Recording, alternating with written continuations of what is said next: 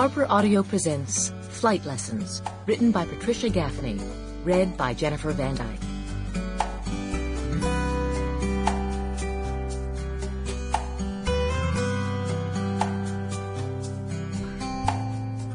The problem was that circumstances had split her life down the middle.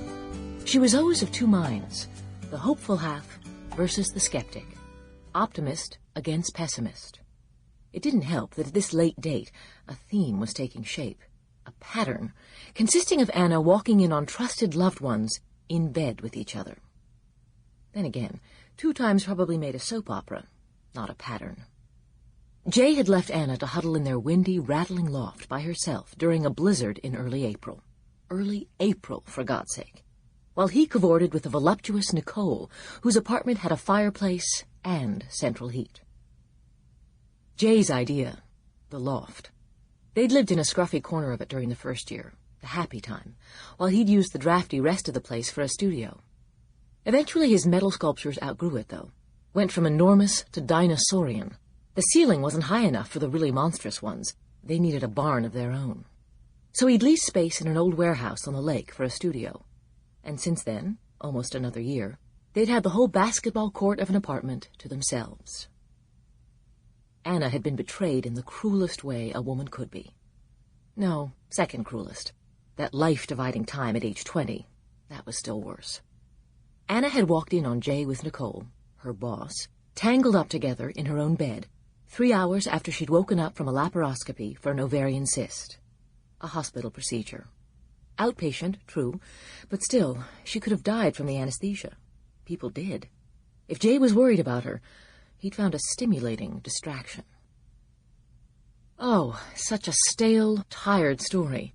But here was another way she was trying to inject a little dignity into it, by casting herself in the role of tragic heroine, in a play by some Greek, Sophocles, Aeschylus.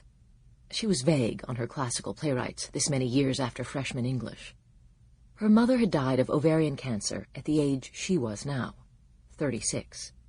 And Anna had discovered Jay's infidelity on the very afternoon she was fully, fatalistically, expecting a call from the surgeon telling her she had the same disease. She didn't. Her cyst was benign. Nothing to worry about. Would probably go away by itself. And now, here she was, trying to keep warm in the big, wide scene of the crime, listening to sleet peck at the frosted-over windows and wind slam them around in their uncaulked sockets, trying not to think about Jay and Nicole.